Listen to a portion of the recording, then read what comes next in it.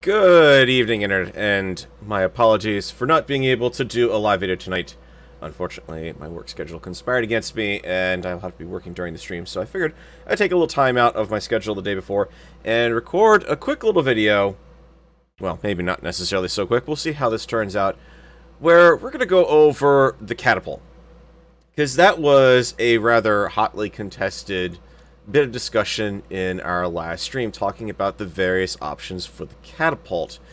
Now, when we talk Catapult, you have to remember we're talking about, ironically, one of the most limited run battle mechs in the BattleTech universe. It only was produced for a total of 3 years for the Star League, primarily for the Capellans, or at least the Capellans basically wound up with the lion's share of those. Most of the rest are off with wherever General Kerensky went. Nudge, nudge, hint, hint.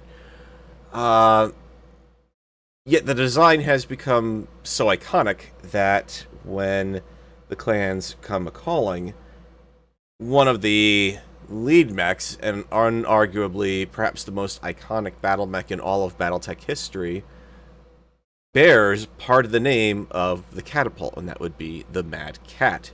So named because the mech looked like it had marauder arms attached to it, but had the missile pods and the body of a catapult.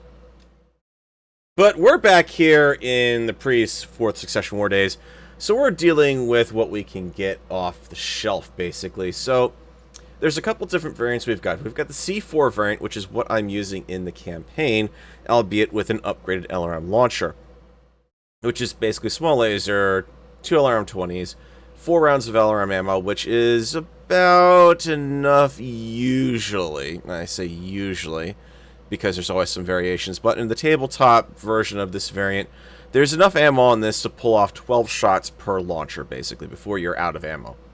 At which point you're falling back on your small lasers and your jump jets, and that's pretty much it.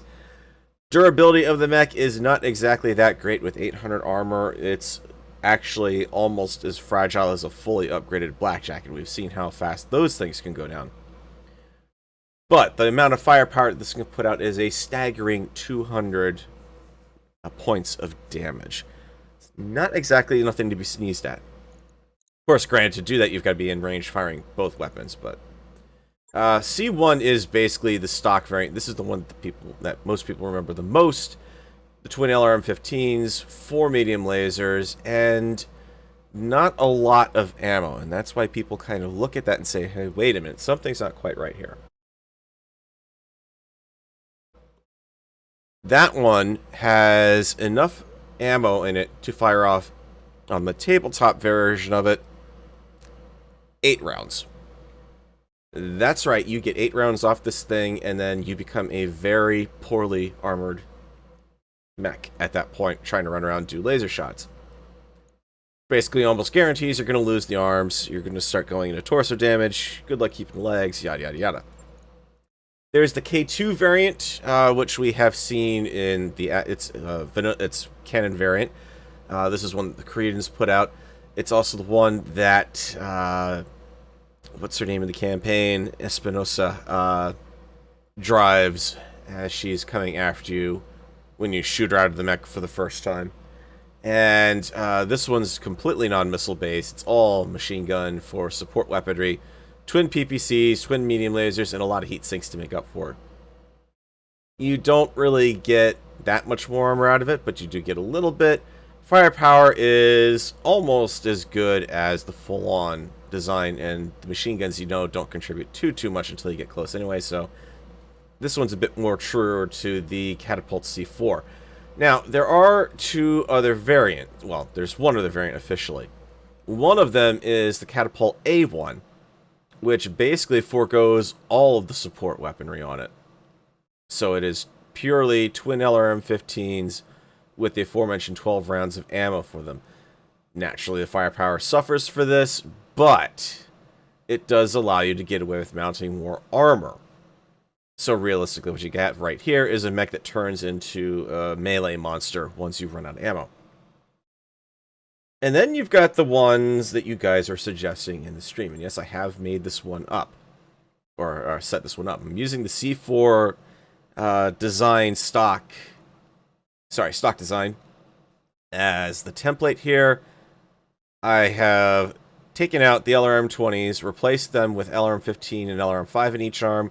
We have maintained the same amount of ammo, so theoretically the same durability as the C4 for its fire capabilities. And with the 2 tons of weight that switching those launcher saves, we swapped in some medium lasers along with the small lasers. That's the best you can really do with this design. I could have taken a C1 and done this same sort of modification but gone for more armor. But basically you can't really add any more weapons to these designs. These are all maxed out at this point. Durability is unchanged. I did not put any extra armor on. So which one's better? Well, here's where things go wrong. This is why I've called this the Catastrophipult. Heat efficiency. That's what it comes down to. When you stack in a second set of LRM-15 launchers, it's less heat efficient than having the 20s in there. You save a ton of weight, but you pay for that pretty severely. The stock C4 can alpha strike at 48 heat, which is within cooldown range. Realistically, you just don't fire the lasers, and you aren't really typically firing those until you're going melee. The Catastrophipult, yeah, 76 heat. So you almost double the heat output between that and the 2 medium lasers. But I can hear you guys wanting to see really how they're going to stack up. Fortunately, if I remember right, I've got to... Yeah, I actually have to make a lance out of this. I forgot they changed the skirmish system around. So we'll go mech bay. We're going to set ourselves up with a new lance. We're going to call on our Catastrophipults. Figure out which is which. And to give this a little bit of... You know what? We're just going to go do these guys head-to-head. And we're going to give them the same pilots and everything, too, I might add. So, as far as a useful catapult pilot, someone who will have some advantages, Paradise seems like an interesting choice.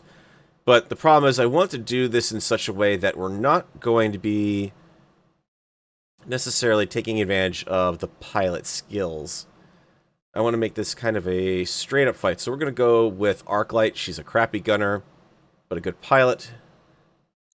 We're going with Arclight for both of these lances. Same pilot on both, same piloting skills, just down to the mech size, or the mech layout, and the... Basically...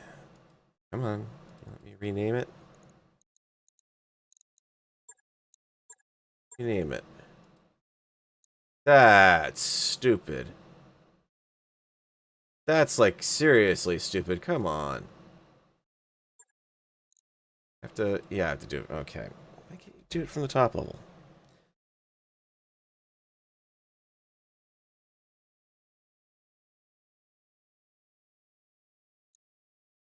So we're going to grab that. Then we are going to copy this lance. And we're going to call this a Catapult stock test. We're going to pull out that modified mech. Find our stock C4. And drop that in. So same pilot, different mech. We are going to leave this down to just the random number generator, basically. We've got both of our lances there. You'll see the test mech is also slightly more expensive. Not that it really matters.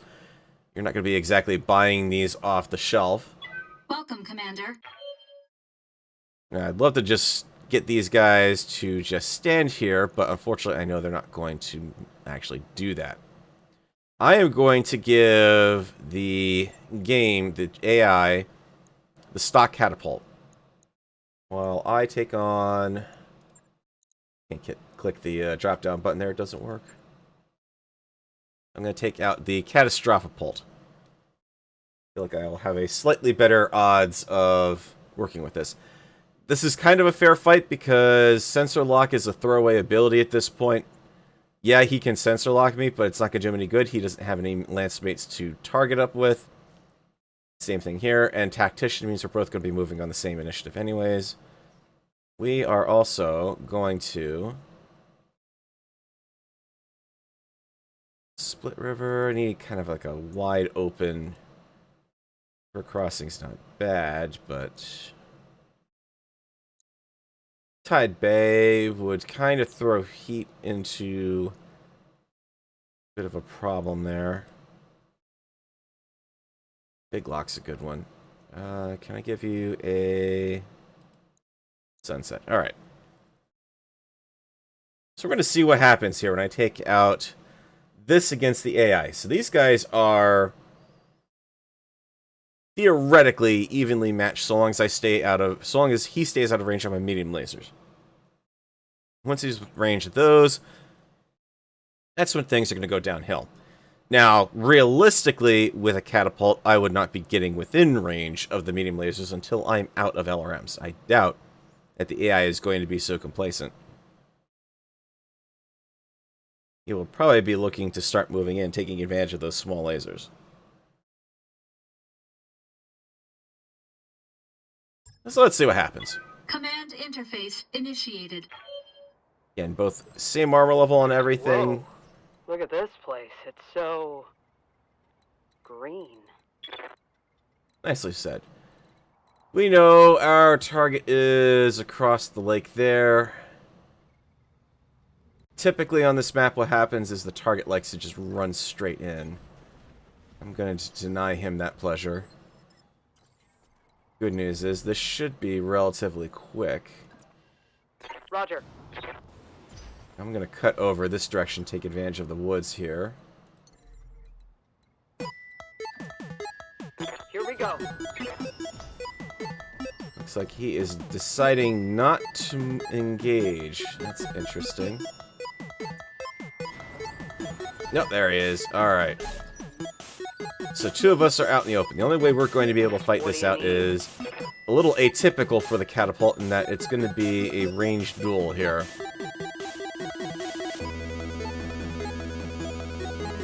In this case, actually pull back a little bit.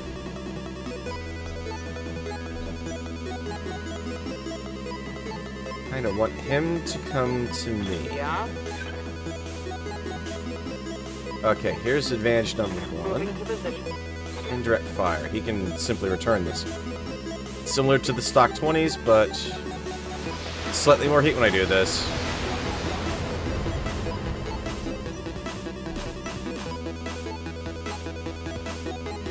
And he's going to return the favor. Of course, I'm in the woods. Heavy fire here. Well, you're both catapults. It's kind of normal.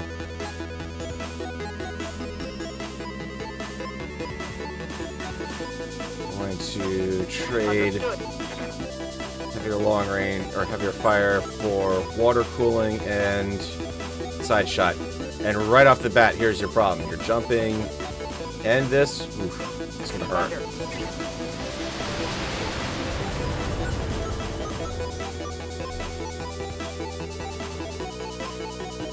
He's executing his escape option, which is fine with me.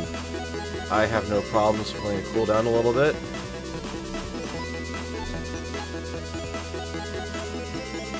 Aye, aye. Fortunately, there's no way up onto here, aside from a jump.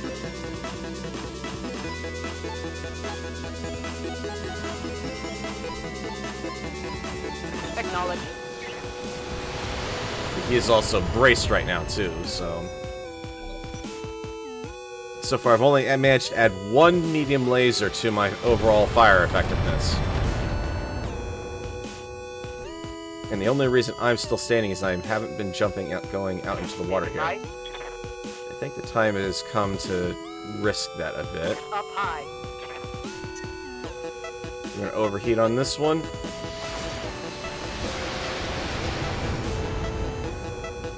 Critted an LRM 20, that's pretty bad. Not past the armor.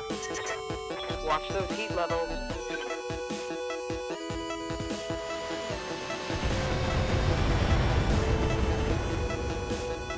Now we've got exposed structure. Crap, that shot went internal.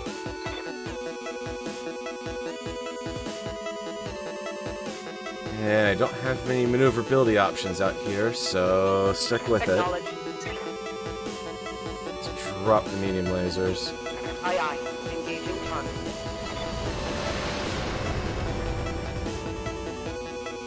Ammo explosion. Scored a critical hit. My heat sinks can't take much more of this. Yeah, but he's going internal. I mean, realistically, the only reason I'm at this point still not doing too bad is I had 2 rounds where I was in the woods there for 20% damage reduction.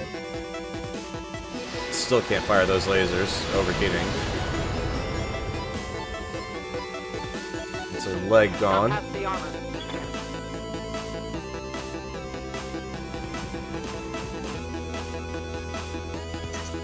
Which means I'm this is generating a lot of heat. my point where I want to run in. Confirmed.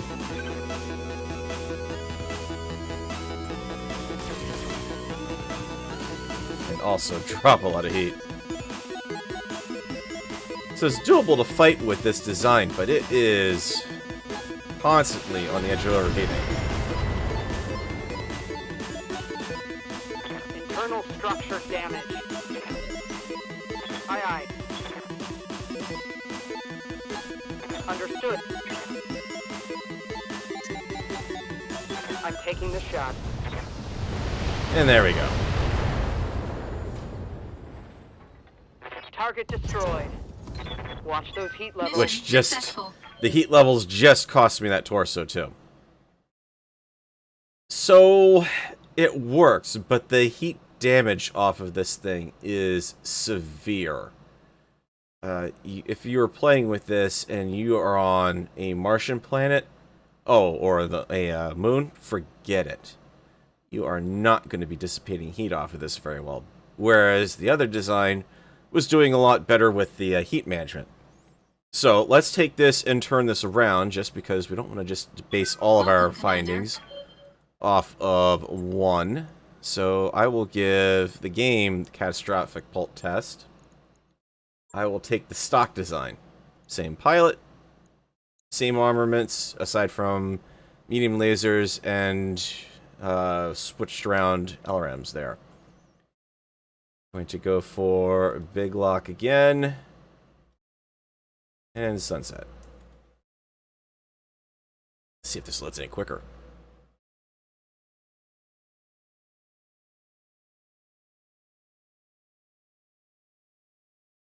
You think it might have the map kind of cached in memory to make it quicker, but that wouldn't really make sense anyways. You're not going to be fighting on the same map too often, hopefully. Command interface initiated. Perfect. Same deployment spot, too. Alright. So, same deal. Over here. Understood. Just to see if I can kind of force the game to Roger. do the same approach. Understood. Catapult to there, and up to the water. Up high. Okay, basically same approach as last time here. Except with medium lasers, he's probably more likely to want to actually try to engage. So, I'm going to...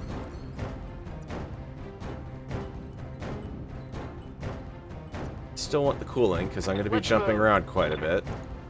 Roger. First Blood.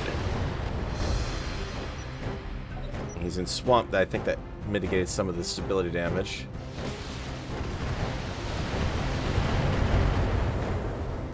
Okay. Oh, they don't like me at all. Right?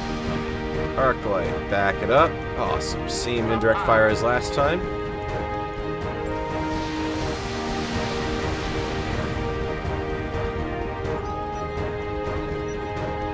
Good hits. Oh, he's being aggressive. Much more aggressive this time around. I hate these guys. Aye, aye. hate these guys. It's the same guy, but I have the advantage here. Here we go. Acknowledge. He's dependent on getting in close. I'm not. Scored a critical I can hit. stay back from the catapult and keep plinking with long-range fire, whereas if he wants that extra I'm weapons here. capability, he's got to get in closer. And, in fact, I can continue. Copy that. Oh, that was a mistake, friend. You don't want to do that. We'll overheat. He's braced, though, so that helps. My heat sinks can't take much more of this. He's closing for lasers. We're both overheating. My armor's melting off. Well, actually, somehow he's not. Oh, right, because he doesn't have the LRM-15. Right? The two LRMs aren't there anymore. Alright, let's get you into the water for a quick cooldown. Confirmed. I'm generating a lot of heat. I know, Arclight. Hang in there.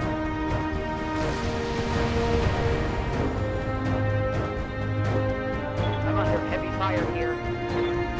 I'm here. Yep, but you're not breached unlike the last time. Let's take a round to cool off, brace up. Or I get knocked down. Aye, aye. Roger. Let's just back off. Because I am an LRM boat, I am not supposed to be engaging in direct combat. Aye. I have the advantage of having Engaging jump jet. longer range munitions. Well, same range, but more of them at this point. I want to make him come to me. Okay, we're internal. Internal structure damage. Aye, aye. That's fine.